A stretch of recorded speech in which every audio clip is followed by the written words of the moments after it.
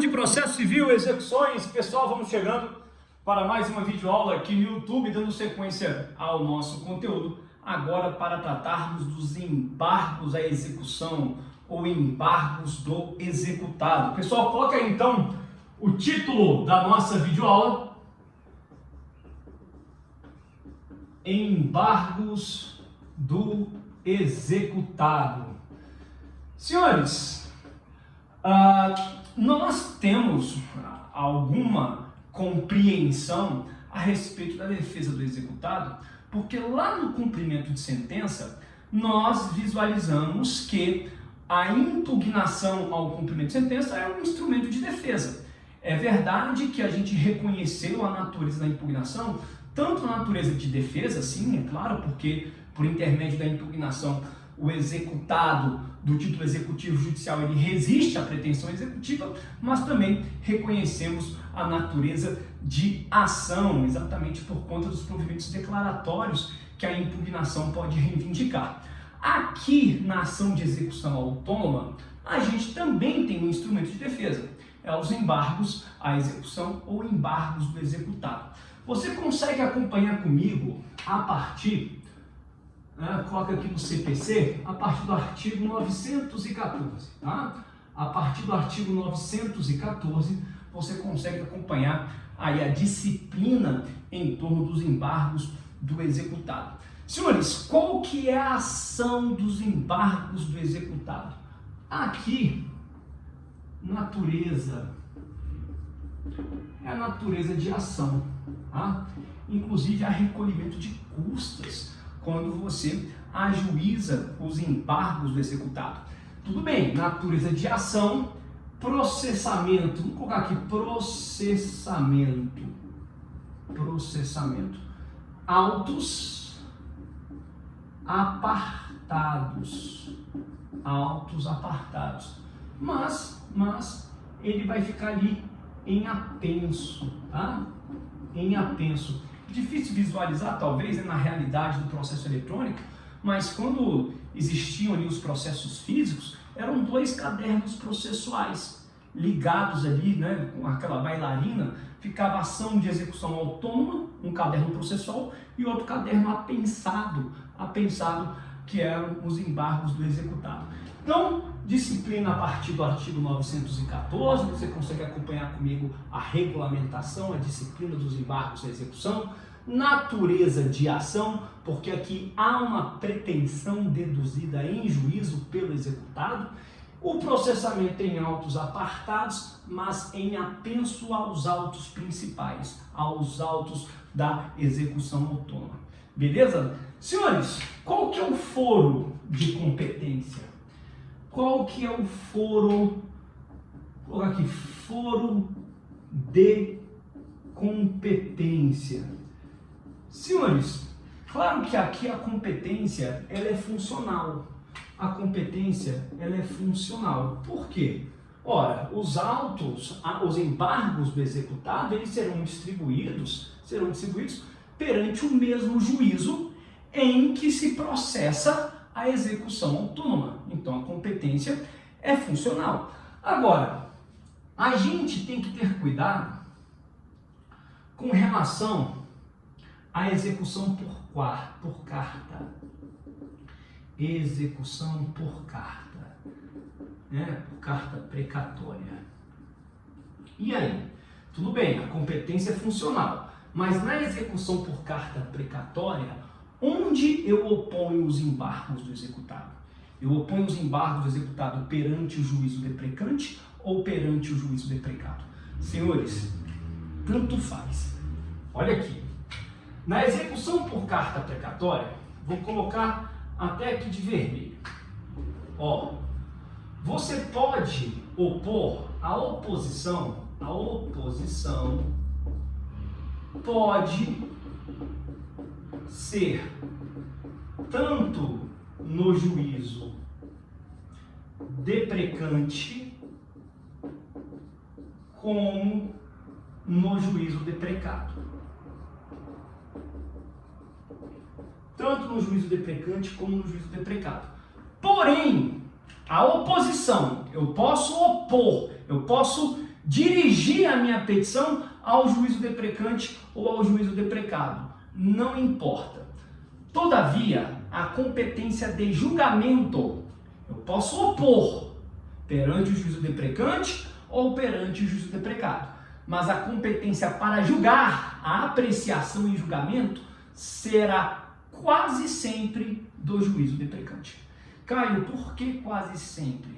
Porque há uma hipótese em que o julgamento será de competência do juízo deprecado. Eu estou falando a respeito da execução por carta. Quando a execução for por carta, eu tenho o juízo deprecante, tenho o juízo deprecado. Eu posso opor os embargos perante o juízo deprecante ou perante o juízo deprecado. Não tem problema. A competência para apreciar e julgar os embargos, aí sim, quase sempre vai ser do juízo deprecante. Salvo se os embargos do executado disserem a respeito de vícios da penhora ou dos atos constritivos, dos demais atos constritivos e expropriatórios. Senhores, se a matéria dos embargos unicamente disser respeito sobre vícios da penhora ou dos atos expropriatórios, alienação, a adjudicação, aí sim o juízo de competência para julgamento será do juízo deprecado. Senhores, olha só, vocês vão receber um material complementar, refinando, detalhando, elucidando os atos expropriatórios. Por quê? A gente teve aí uma lista de exercícios, e se você já tem o gabarito dessa lista de exercícios, e você, lá no último item, não sei se é 30, se é 35 da apostila de exercícios, eu já faço ali uma migração para os atos expropriatórios. Porque a partir do momento que você penhora o bem, a penhora é só um ato constritivo. Ou seja, a penhora ela diminui o poder de disposição do dono, do titular sobre a coisa. Só que não houve ainda desapossamento. Depois da penhora, aí é que sucedem os atos expropriatórios. A adjudicação, a alienação particular e a alienação pública. Então você vai receber um material sobre isso daí. Aqui nós estamos falando da defesa do executado. E aqui estou chamando a atenção que a competência para apreciação dos embargos é competência funcional, os autos são apartados, mas fica ali o apenso. Eles vão caminhar juntinhos. A ação de execução autônoma e os embargos vão caminhar juntos. Agora, nós temos que ter o cuidado e lembrar da execução por carta, em que haverá o juízo deprecante e o deprecado. Você pode opor os embargos perante qualquer um deles? Pode, mas a competência de julgamento vai ser quase sempre do juízo deprecante, salvo se os embargos, a única matéria dos embargos for a respeito da penhora ou dos atos expropriatórios. Beleza? Ok? Vocês vão apagar aqui esses 4 primeiros tópicos, vamos apagar aqui para a gente ficar melhor organizado, tá? Olha aqui. Maravilha!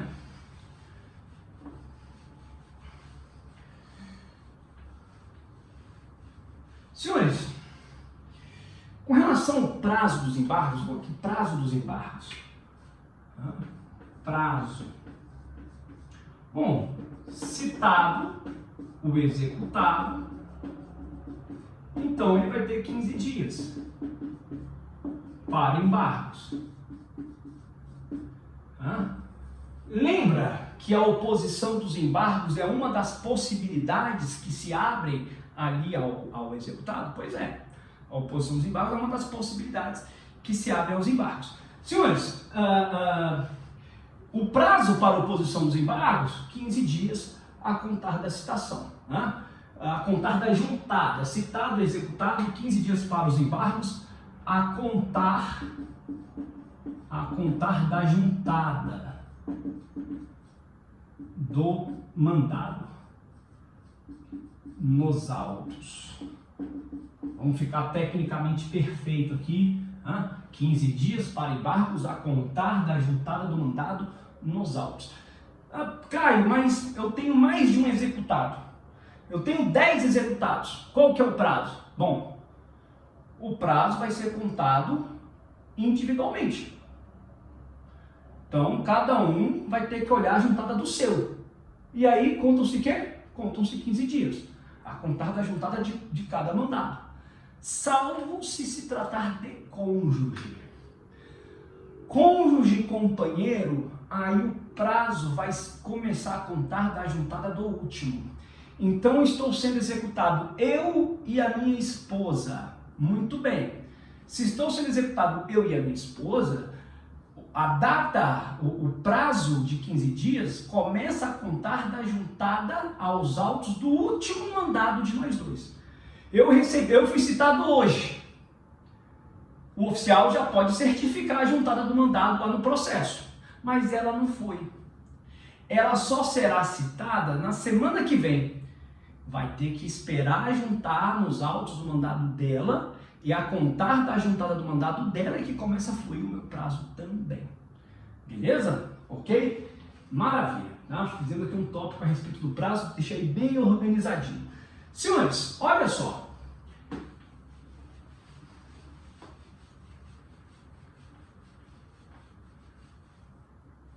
Vamos colocar aqui agora um tópico 6, bem interessante. A gente vai chamar de moratória legal. O que é isso? Citado o executado,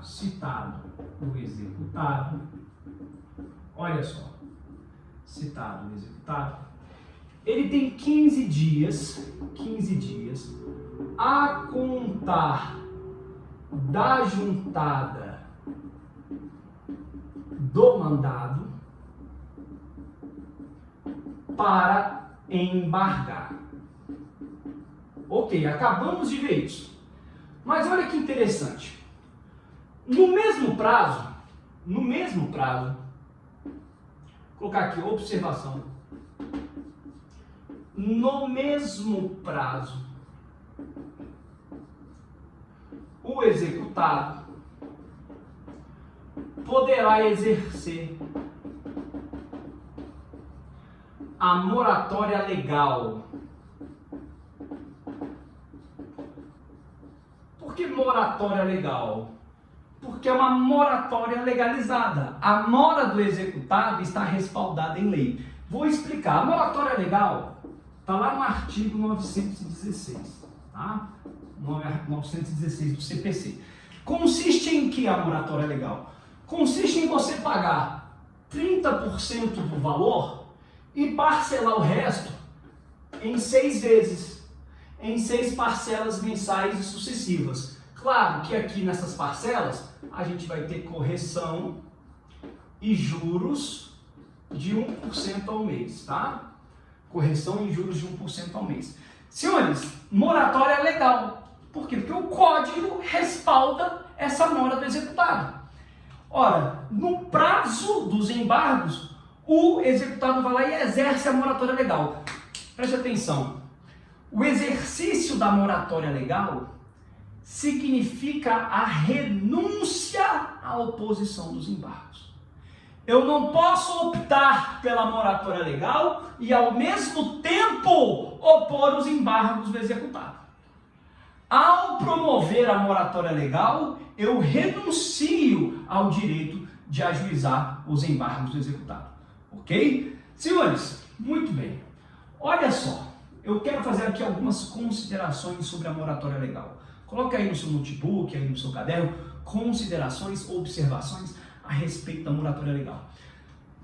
Eu fiz o requerimento pela moratória legal. Professor, se o executado fizer o requerimento, tem que ser aceito? Tem que ser aceito. Ah, mas, professor, por que então o juiz intima o exequente a respeito do requerimento? Só para ver se os cálculos estão idôneos. A moratória legal é um direito do executado. Se os cálculos estiverem idôneos, ok. Por isso que se intima o exequente. A pessoa vai falar assim, não está certinho. Os 30% dão esse valor mesmo. As parcelas vão ter esse valor aí. Tá certo. Senhores, muito bem. Trata-se, portanto, de um direito do executado. O executado vai lá e faz o requerimento. Olha, vou pagar aqui 30%, deposito os 30%. E vou depositar mais 6 parcelas do restante do débito e mais 6 parcelas mensais e sucessivas. E aí? Ele pode fazer isso? Pode.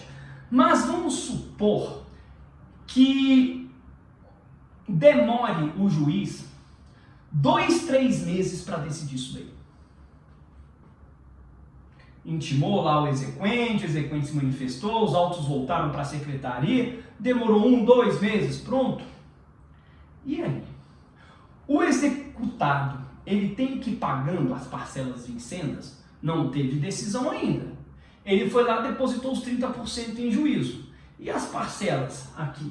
Não teve decisão. Ele tem que ir pagando? Tem que pagar. Ele tem que pagar.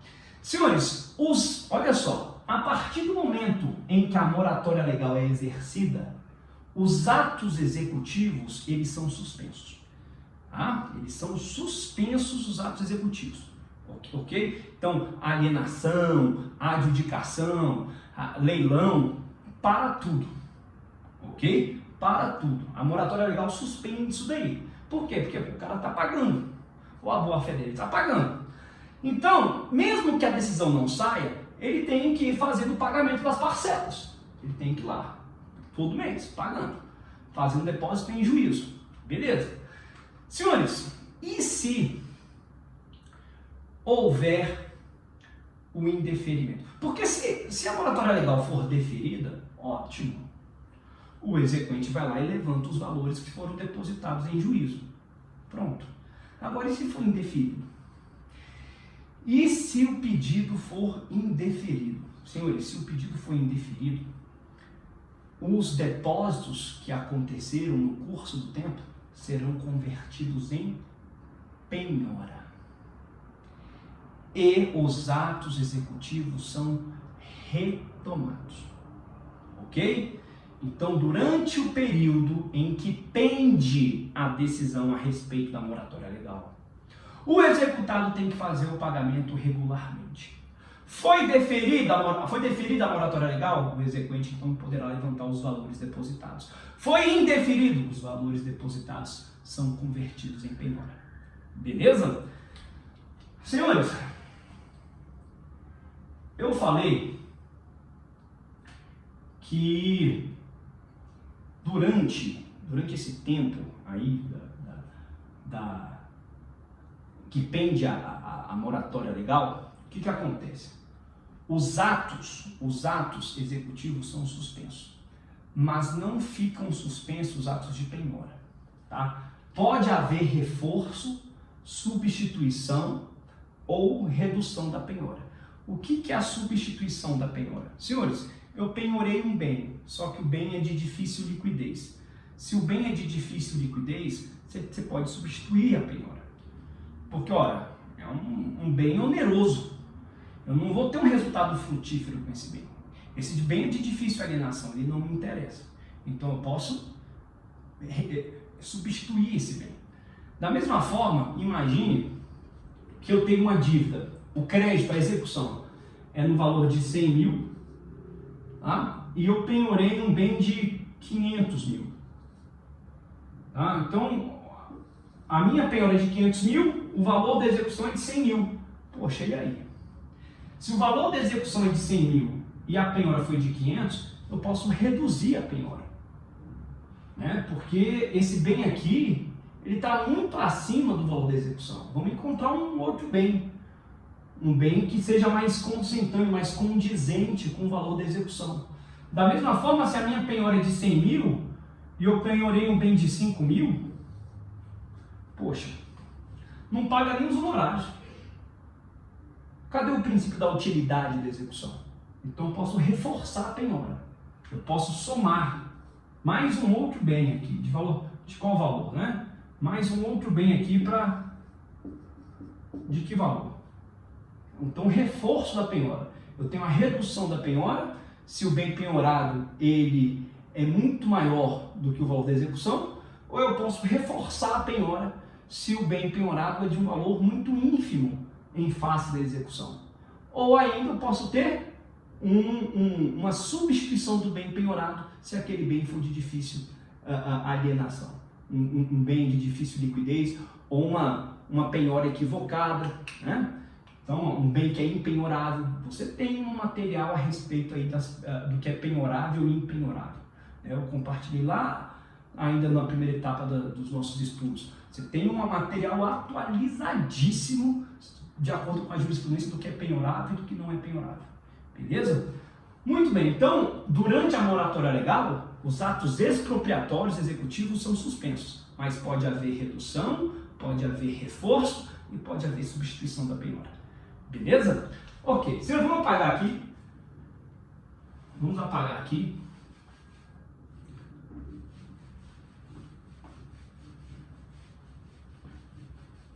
Mais um tópico para a gente. É o tópico 7 agora? Ou é o 6? Eu acho que é o 6, né? Olha só.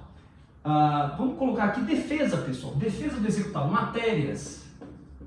Matérias de defesa. O que o executado pode suscitar nos embargos da execução? Ele pode suscitar inexequibilidade do título. Ele pode suscitar inexigibilidade da obrigação. Ele pode falar que a penhora é equivocada. Ou que a avaliação do bem, porque o bem foi penhorado, ele é avaliado. Eu tenho uma execução de 100 mil. E esse bem aqui que eu penhorei, quanto que ele vale? Porque o executado vai querer que o bem vale o máximo possível. Né? Se o bem foi penhorado, foi avaliado em 90 mil, poxa, coisa boa. Só faltam 10 mil. O executado não vai sofrer tanto com a penhora de outro bem. Agora, se esse mesmo bem for avaliado em 50, aí ele vai sofrer mais 50 mil. Porque ainda falta 50 mil para pagar. Então, a avaliação do bem é um procedimento importante que nesse material complementar, né, que a gente fala de penhora e dos atos expropriatórios, eu falo da avaliação do bem. Eu vou compartilhar com vocês. Então, a avaliação do bem errônea. Aqui, incompetência absoluta ou relativa. Incompetência absoluta ou relativa. O que mais? Retenção por benfeitorias úteis, necessárias. E olha só que legal, olha só isso aqui. Qualquer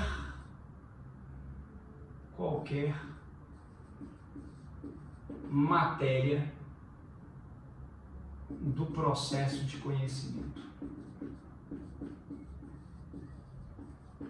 Qualquer matéria do processo de conhecimento. Senhores, por que é possível nos embargos isso daqui? Porque lá na impugnação ao cumprimento de sentença não pode, aqui pode. Porque lá no cumprimento de sentença eu já tive um processo de conhecimento prévio. Já teve chance das matérias serem discutidas. Aqui não. Aqui é ação de execução autônoma. Então o código permite que qualquer matéria do processo de conhecimento seja suscitada nos embargos. Beleza? Ok? Maravilha. Vamos avançando. Tópico 7 aqui, ó. Não, aqui, ó. Eu falei tópico 7, vi que tem 7 itens e não são 7, são 8 itens. Aqui, ó, excesso de execução. Excesso de execução. Também é uma matéria que pode ser suscitada. Agora sim fechei. Agora tá certinho. Tá? Senhores, aliás, eu vou pegar isso daqui, vou abrir um tópico só para ele, tá? Excesso de execução. Vou abrir um tópico só de excesso de execução aqui. Olha só. Excesso de execução. Vamos entender isso daqui, é importante para a gente. 7.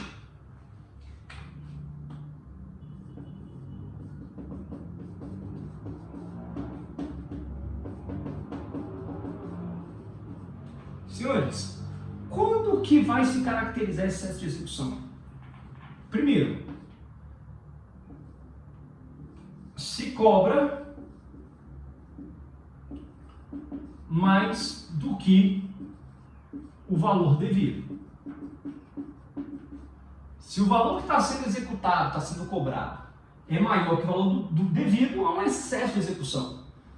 Professor, como? Utilizou um índice ilegal, a planilha de cálculo está errada, o cômputo dos juros está equivocado.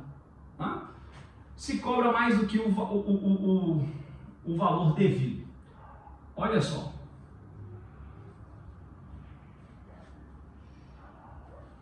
Se pede coisa diversa,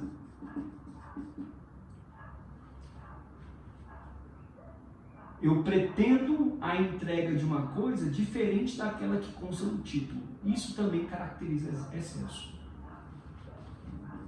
Se o procedimento for diferente,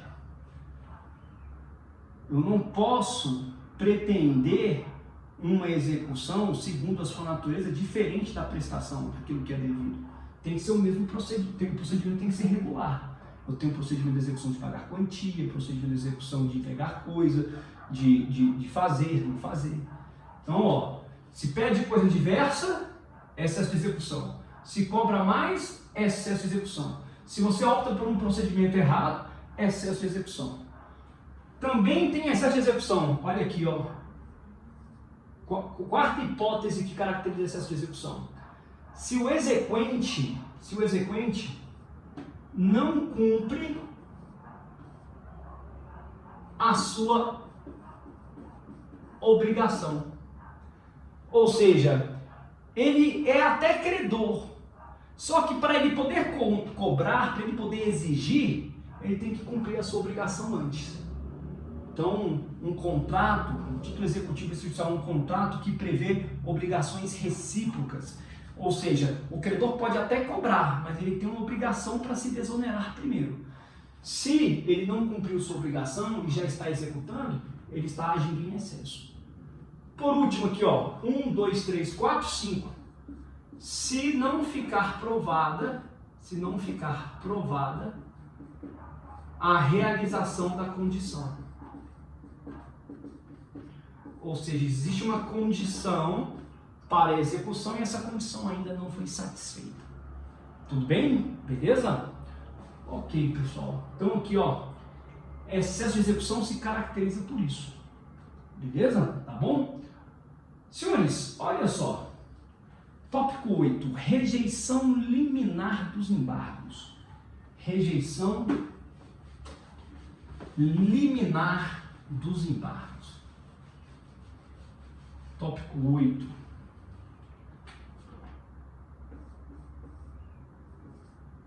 Rejeição liminar.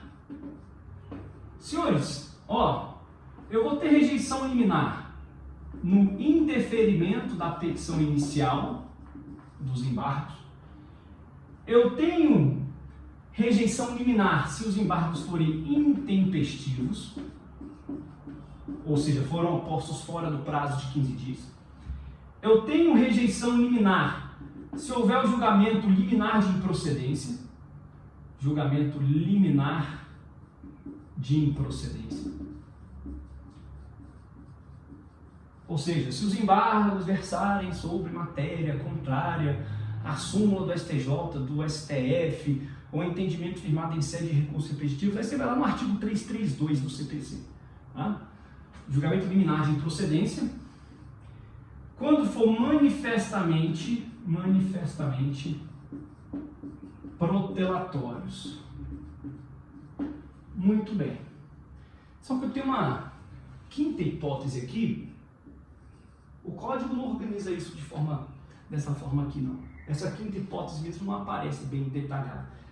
Quando houver excesso de execução sem a planilha de cálculo. Muito cuidado, pessoal. O que a gente tem que dizer aqui? Olha só. Vejam.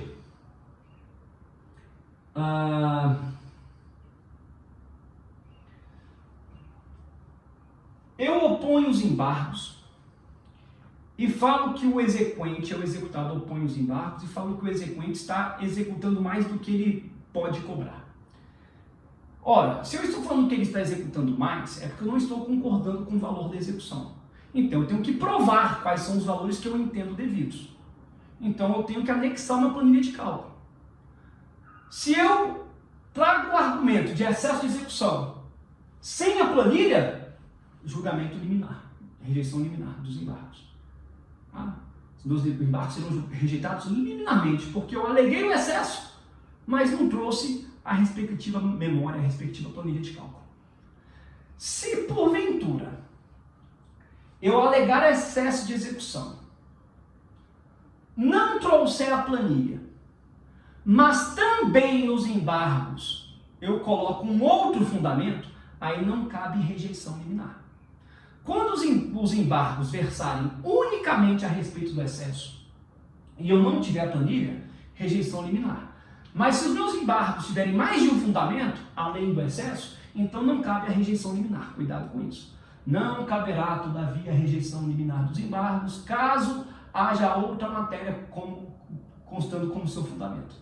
Mas aí, o juiz, na hora de apreciar os embargos, ele não vai considerar o argumento do excesso. Ele vai ignorar o argumento do excesso e só vai julgar os embargos à luz daquele outro fundamento. Porque se fosse só esse fundamento, os embargos seriam rejeitados liminarmente. Beleza? Ok. Maravilha. Senhores, efeito suspensivo. Efeito suspensivo. 9.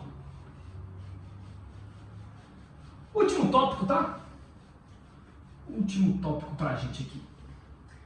E aí, eu preciso... efeito suspensivo. Senhores, para opor os embargos, eu não preciso calcionar nada. Vamos assim, para opor,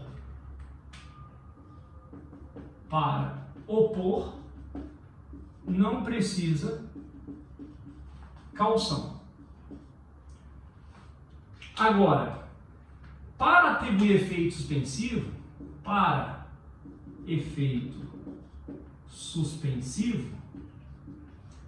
aí eu tenho dois requisitos. Os requisitos da tutela provisória,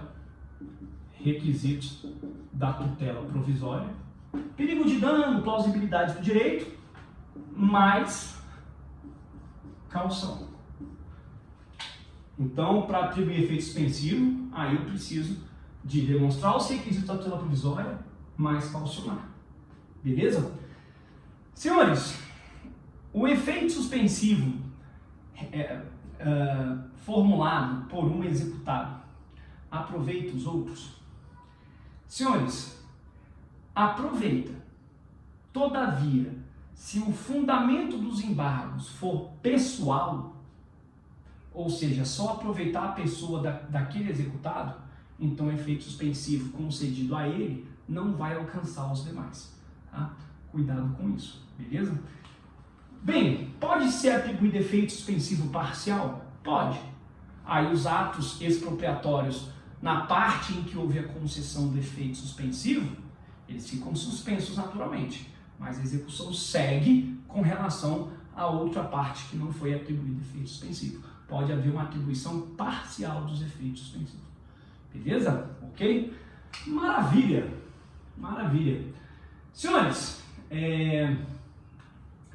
a gente fecha aí mais um conteúdo, mais uma matéria nossa, e fica aí atento às atualizações aí no Classroom, porque eu vou compartilhar com vocês um material bem legal dos atos expropriatórios, tá? Beleza? Senhores, Maravilha, tá? Avançando aí com o nosso conteúdo, a nossa matéria vai até embargos do executado e atos expropriatórios. Ah, professor, e as demais videoaulas? Eu vou cumprir o conteúdo, mas não vou tornar objeto de prova. Já tenho um volume de matéria aí razoável, tivemos a primeira apostila de exercício, vou fazer uma segunda apostila só de embargos do executado e atos expropriatórios que vocês vão receber o material. Beleza? Pessoal, obrigado, até a próxima. Tchau, tchau.